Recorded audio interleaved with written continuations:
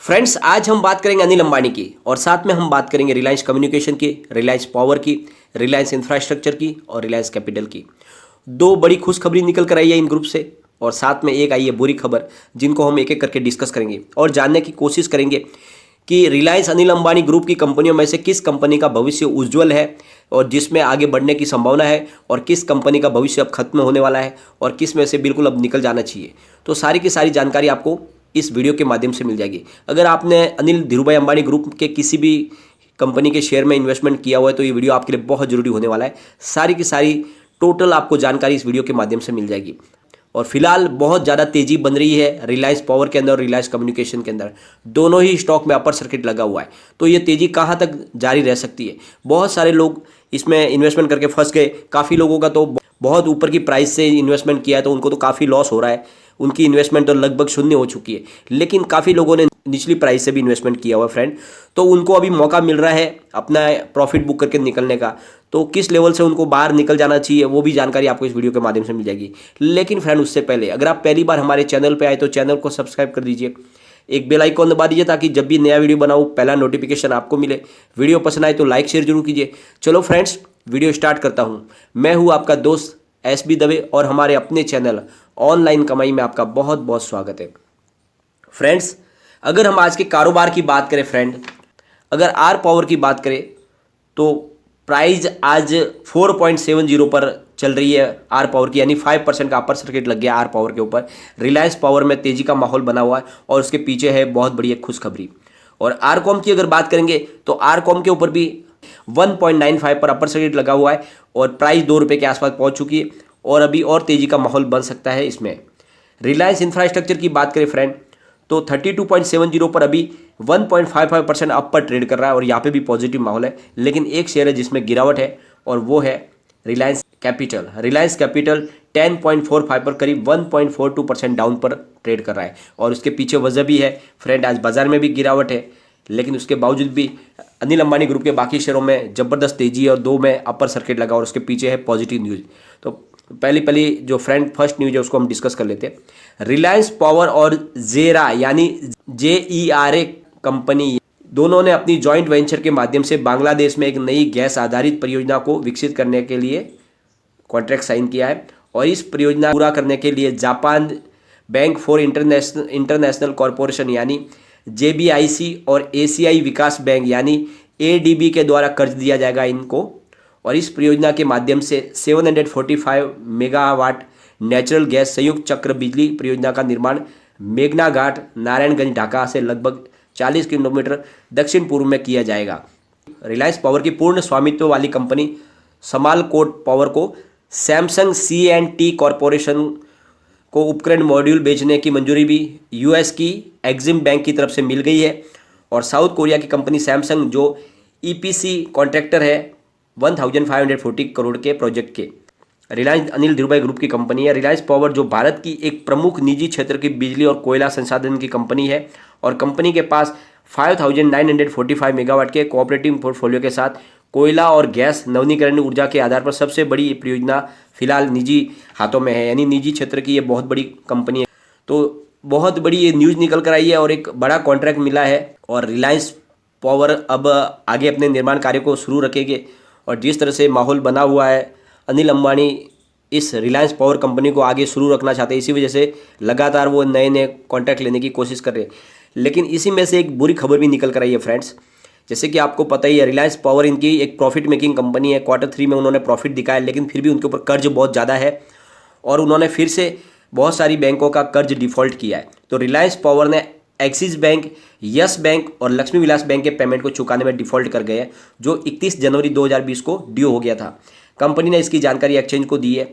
Yes bank का करीब 1.09 करोड़ और एक्सिस बैंक का 78 लाख और लक्ष्मी विलास बैंक का है 1.25 करोड़।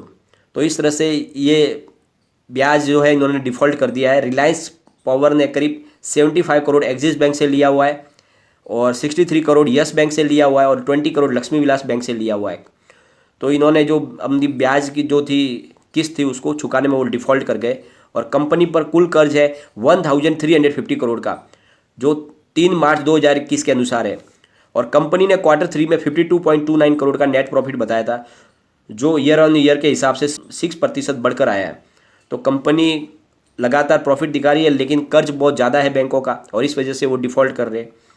इससे पहले रिलायंस कैपिटल ने भी 100 करोड़ के कर्ज को डिफ़ॉल्ट किया था, जो bank of Baroda, Punjab national bank, ICICI bank, HDFC bank, Canara bank और इंडियन बैंक का है। तो उन्होंने 100 करोड़ के आसपास में जो है डिफ़ॉल्ट किया था पेमेंट। और फ्रेंड्स, नवंबर 2020 में ECRA रेटिंग एजेंसी ने मतलब रिलायंस पावर की रेटिंग को भी नॉन कोऑपरेटिव कैटेगरी में रखा था और उनका कहना था कि बहुत पुअर परफॉर्मेंस की वजह से इनको हम ये रेटिंग दे रहे हैं। तो फ्रेंड्स, फिलहाल एक बड़ा प्रोजेक्ट उनको हाथ लगा है बांग्लादेश ढाका में और इस वजह से माहौल तेज़ी का बन गया रिलायंस पावर में और काफ़ी तेज़ी बनी हुई है। तो अगर आपको अपना प्रॉफिट थोड़ा बहुत मिले तो इसमें से आगे जाके आप बहुत जल्द निकलने की कोशिश करें, क्योंकि रिलायंस अनिल अंबानी ग्रुप की कंपनी में ज़्यादा आगे तेज़ी की संभावना थोड़ी कम दिख रही है। लेकिन फिर भी जिस तरह से काम हो रहा है उससे थोड़ी सी तेज़ी की संभावना बन रही है, तो प्राइस में और बढ़ोतरी की अभी भी संभावना है, तो थोड़ा आप रुक सकते हैं। अब फ्रेंड्स, हम चलेंगे आरकॉम की तरफ। आरकॉम से भी न्यूज़ निकल कर आई है। NCLT ने दोहा बैंक की याचिका को खारिज करते हुए रिलायंस इंफ्राटेल के रिजोल्यूशन प्लान को मंजूरी दे दी है और अब रिलायंस इंफ्राटेल को 100% रिकवरी मिलेगी, यानी 3515 करोड़ उनके कर्जदाताओं को मिलेंगे। दोहा बैंक ने आरकॉम और रिलायंस टेलीकॉम लिमिटेड को कॉर्पोरेट गारंटी पर लोन दिया था, लेकिन दोहा बैंक का कहना था कि सबसे पहले हमारा पूरा भुगतान करो, उसके बाद में जो पैसे बचे वो दूसरों को दो। तो इस तरह से उन्होंने NCLT में दरखास्त की थी, लेकिन NCLT ने इसे खारिज कर दिया और NCLT का कहना है कि जो भी पेमेंट होगा वो सबको एक समान ही बांटा जाएगा, उनके हिसाब से जो भी आएगा उनको बांटा जाएगा। तो जो उनकी दलील थी उसको खारिज कर दिया और दोहा बैंक की याचिका को उन्होंने खारिज करते हुए अब उनके कर्जदाताओं को ये पैसे मिलेंगे।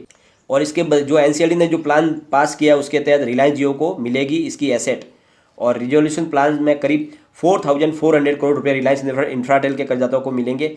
और जिसमें से सबसे बड़ी जो रकम है वो है SBI की, जिसके है 728 करोड़। फिर है महिमा मर्चेंटाइल्स जिसके है 514 करोड़। फिर है SC लोवी जिनके 511 करोड़ है। फिर है VTB कैपिटल PLC जिनके 511 करोड़ है। और दोहा बैंक के है 409 करोड़। और एमिरेट्स NBD के है 322 करोड़। और ICBC 278 करोड़ और स्टैंडर्ड एंड चार्टर्ड बैंक के है 242 करोड़। तो इस तरह से सबको पैसे उनके मिल जाएंगे इस रिजोल्यूशन प्लान के तहत। रिलायंस जियो की तरफ से रिलायंस इंफ्राटेल को इक्विटी और वर्किंग कैपिटल की जरूरत को पूरा करने के लिए 455 करोड़ और दिए जाएंगे। तो इस तरह से 455 करोड़ इनको मिलेंगे, जो दूसरे जो वर्किंग कैपिटल की जरूरत को पूरा करने के लिए दिए जाएंगे। तो इस तरह से एक पॉजिटिव माहौल बन गया है रिलायंस कम्युनिकेशन के अंदर भी।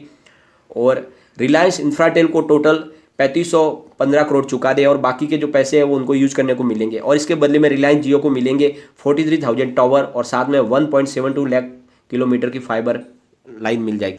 तो इस तरह से एक प्लान, अब ये रिजोल्यूशन पास हो चुका है और ये सबसे बड़ी खुशखबरी है आरकॉम के लिए। और जिस तरह से माहौल तेजी का बन गया इसकी वजह से, तो आरकॉम में भी अपर सर्किट लगा है और साथ में रिलायंस पावर में भी लगा है, क्योंकि उसको भी एक बड़ा कॉन्ट्रैक्ट मिला है बांग्लादेश के अंदर। तो फिलहाल जो है माहौल तेजी का बना हुआ है। लेकिन सबसे बड़ी बात, फिलहाल इन कंपनियों का भविष्य ज़्यादा सुरक्षित नहीं है। तो अगर आपको अच्छा खासा प्रॉफिट अगर आपका मिल रहा है, आपका इन्वेस्टमेंट जो लगा उसमें कुछ बढ़ के आ रहा है, तो आप इसमें से एग्जिट भी हो सकते हैं। लेकिन फिर भी अगर आप थोड़े समय के लिए वेट भी करो तो अब इसमें थोड़ा फ़ायदा जैसा लग रहा है। माहौल तेज़ी का बना हुआ है तो प्राइस थोड़ी बढ़ सकती है, तो थोड़ा सा अगर आप वेट करके भी आप बाहर निकल सकते हैं। लेकिन फिर भी आपको जल्दी से जल्दी इन कंपनियों से एग्जिट होना चाहिए, ज़्यादा रुकने की ज़रूरत नहीं है। आर पावर जरूर अपनी तरफ से कोशिश किए जा रहा है कारोबार को बढ़ाने की और साथ में अपने कर्ज को कम करने की। तो हो सकता है आने वाले समय में रिलायंस अनिल अंबानी धीरूभाई ग्रुप की जो ये कंपनी है आर पावर, ये शायद आगे तक चलती रहेगी। तो आप अपने हिसाब से निवेश को अगर चाहे तो रख सकते हैं, लेकिन फिर भी वो रिस्क है, आप अपने हिसाब से निर्णय ले सकते हैं। लेकिन फ्रेंड, कोई भी इन्वेस्टमेंट करने से पहले अपने फाइनेंशियल एडवाइजर से एक बार एडवाइस ले ले या अपना खुद का रिसर्च करें, क्योंकि मैंने वीडियो आपके एजुकेशनल पर्पज़ के लिए ही बनाया है। वीडियो पसंद आए तो लाइक शेयर जरूर कीजिए और चैनल को सब्सक्राइब कर दीजिए। Thank you friend.